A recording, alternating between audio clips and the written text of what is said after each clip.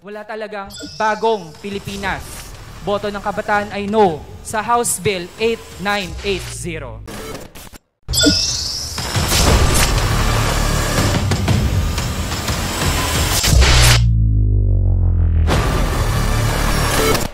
So mga kabanat, talagang masasabi natin itong si Raul mga kabanat, wala talagang pagmamahal sa taong bayan. Lahat na lang ng taliwas ito sa mga sinasabi niya. Alam niyo kung bakit mga kabanat? Sa House Bill 8990, ito yung budget hearing for 2024. Ang boto niya no. Hindi siya bumoto, ibig sabihin hindi niya mahal yung taong bayan. Kasi alam naman natin sa budget 2024 dyan, ang makinabang dyan ay yung taong bayan, pero hindi siya nagboto. So ano ibig sabihin yan? Hindi niya totoong mahal ang taong bayan. Mahal niya lang yung sarili niya mga kabayan. Panoorin niyo itong ano niya. Panoorin niyo itong kanyang tula mga kabanat. Oh, panoorin niyo. Kayo nang umusga dito. Ulitin natin ito. Dami natin at dahil creative kaming mga kabataan, nakapagsulat ako ng tula to explain my vote. Before that, Mr. Speaker, sabihin ko lang, mahina po ang batayan para sabihing urgent ang 2024 budget. Mr. Speaker, magagamit na ba agad ang 2024 budget kapag napasa natin ito dito? Hindi po, Mr. Speaker. So, yun, isa sa mga reason niya kaya ayaw sa bumoto ng, ang boto niya sa budget 2024 ay no. Kung ipasa daw yung budget sa 2024, magagamit ba kaagad? Yun, hindi naman daw. So, anong ibig niya sabihin? Diba? Ano, kung kailan gamitin saka ka magkukumahog, ang akala niya siguro pag nagpasa ng budget parang dumudukot lang sa bulsa. Sige, may bibilhin tayo, dukot lang, parang gano'n. Parang summa cum laude ito mga kabanat, pero para sa akin, parang ang pagiging summa cum laude niya, parang singit lang hindi totoong summa cum laude, kundi parang kumbaga, hawak niya siguro yung kung sino mga naglalagay sa kanya. Parang hindi sa summa cum laude. Parang summa total, summa total, mapuro lang utak, mahinang pagkakaintindi, mahina yung common sense, mga kabanat. Sariling kapakanan yung iniisip, mga kabanat. Tuloy natin. Dagdag din, ilang beses nang hindi kinoconsider ng Malacanang ang kapakanan ng bayan kapag nagtatakda siya ano ang calamity, ano ang hindi. And Mr. Speaker, mapang-abuso din ang certification aside po sa parliamentary courtesy at pagpatay ng mic. Ito din po, inaabuso din. Yun ay, yung pagpatay ng mic, mga kabanat, ay tumutuko yun sa hearing at saka ang budget hearing din ni Vice President Sara Duterte na nag-motion si Sandro Marcos. Tapos itong si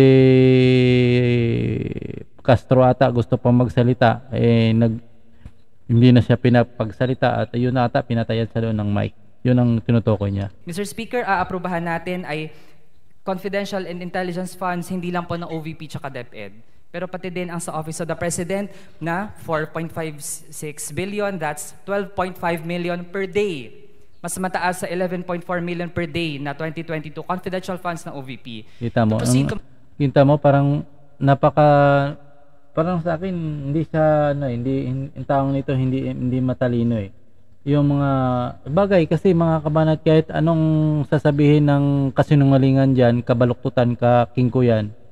At anong kasabihin mong katangahan diyan sa Senado, hindi ka naman pwede pupunahin diyan Hayaan ka lang magsasalita. Kahit nagmukhang ing-ing ka diyan, nagmumukhang kingkoy ka dyan sa plenaryo, yan sa harap ng pulpito na yan, kahit anong sasabihin mo dyan nagmumukhang inging ka na, okay lang yan di ba? Ikaw lang naman dyan, walang paki yung mga tao dyan Ito yung ginagawa ni Raul, nagsasalita, hindi niya, parang kung sa Bisaya, nagsasalita ng kumbaga, naghahambal na gaalimunog ba?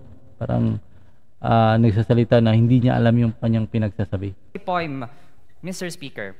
Mas malaki ang budget sa susunod na taon, pero saan-saan ito pangunahing nakatuon. Tumataliwas ito sa saligang batas na edukasyon ang dapat pinakamataas. Kung papasimplihin natin ang datos at ang ipambabayad utang ay 100 pesos, ang para sa infrastruktura ay nasa 70 pesos at ang kabuang education budget 50 pesos. Sa ilalim ng bagong Pilipinas, limpak-limpak ang winawaldas. Pati mga gala ng Pangulo, mamamayan ang nagpopondo. Buwis buhay ang mga nagbibisikleta. So, ito mo, ito yung tinutungkol gala daw ng Pangulo. Yung mga ginagawa ni President Bongbong Marcos na pumupunta sa ibang bansa para maghikayat ng investor, para kay Raul yan ay panggala ng Pangulo yan. ito yung problema sa kanya eh. Nakita niya yung pagbisita ni President Bongbong Marcos sa ibang bansa, pero hindi niya naman nakikita yung impact na balik sa bansa. Ito yung isang katangahan talaga eh, na isa minsan nakakainis eh. Parang nagtanga-tangahan siya, no. Alam niya naman ang Pangulo, pumupunta sa ibang bansa yan para sa isang mag-e-invest yung hinihikayat niya nga eh. Ang problema, kinukwenta niya yung pamasahe, pero yung, kumbaga, kinukwenta niya yung pamasahe, pero hindi niya kinukwenta yung sahod na aabutin o balik ng kita na yun. Ganyan, umula Laan na. sa pedestrian lanes ay barya. Binubuhos ang budget sa big ticket infra. Sana wala ng railroads sa Kamara.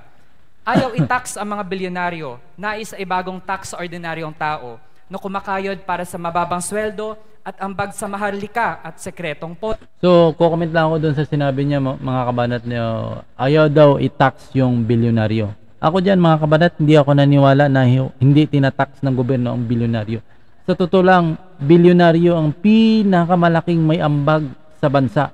Kasi kung wala ang bilyonaryo, itong si Raul, wala tong kahit magdidildil ng asinto eh. Magdidildil ng asinto. Palamang, walang, Kasi alam niyo kung bakit? Yan lang naman ang mga bilyonaryo lang naman nagpapalaki sa kita ng gobyerno eh. Tayo, halimbawa, ikaw, mahirap ka, intindahan mo magkano ba yung tax every year, di ba? So, tuloy natin to, malakas ng ulan. Tinipid na budget sa serbisyo, tila port ng general at sundalo. Listahan ng benepisyaryo, NTF-ELCAC ang nag-endorso. Sa ngalan ng huwad na kapayapaan, mga ahensyang sibilyan pinakikialaman. Hindi na nga magawa ang mandato, pero naninitik pa sa kapwa Pilipino. Kalaban ang pagtrato ng administrasyon, sa mga kritiko may advokasya at misyon. Pondo'y pantustos sa pagdukot at torture sa mga biktima ng forced surrender. Paano ginastos ang budget sa depensa? Kanino tinutok ang baril at sandata? Sa Pilipino, hinulog ang mga bomba, pinatay ang mga magsasaka, pati bata. Para kamtin ang sahod na nakabubuhay, nalimutan ang whole of nation. Pagkontrol sa presyong, di abot kamay, nga ang whole of nation. Pambansang budget, ano ang nais makamit? Panunupil at pambubusal, pork ng presidente, bise at general. Pambayad utang, pangakit ng dayuhan. Saan ba patungo ang lahat ng ito? Di sa kalidad na serbisyo, di sa paglikha ng disenteng trabaho at oportunidad para sa Pilipino. National budget ang nagpapamalas, wala talagang bagong Pilipinas. Boto ng kabataan ay no sa House Bill 8980. Thank you, Mr. Speaker. So yan mga kabanat, ang boto nyo sa House Bill 8980, ito yung House Bill budget for 2024. Ang boto ni Raul Manuel ay no. So ibig sabihin dyan, dahil ayaw mo bigyan ng budget yung taong bayan, kasi alam naman natin mga kabanat kung saan yung pumunta yung budget na yan. Ibig sabihin, fake yung mga panawagan niya. Ibig sabihin, hindi niya talaga mahal yung taong bayan. Hindi niya mahal. Kasi kung mahal mo yung taong bayan, automatic, suportahan sa gusto man, sa kalooban mo, saka hindi. Kahit may nakita ka man dyan, sa palagay natin, may nakita kang mali, no? May nakita kang kakulangan, talagang susuportahan mo yun dahil alam mo kung saan pupunta yan eh. Di ba? Halimbawa, parang sa isang sambahayan na yan eh. Halimbawa, isang sambahayan mo, pamilya mo, mayroong isang bata dyan na swael. Ibig sabihin ba, yung ang sambahayan mo, hindi mo na bibilhan niya ng pagkain? Parang ganun yun. Parang itong si Raul. Hindi ko nga alam talaga kung summa cum laude ito mga kabanat eh. Feeling ko fake ito nga summa cum laude mga kabanat. Feeling ko fake ito. Hindi siya totoong summa cum laude. Parang ano siya. Parang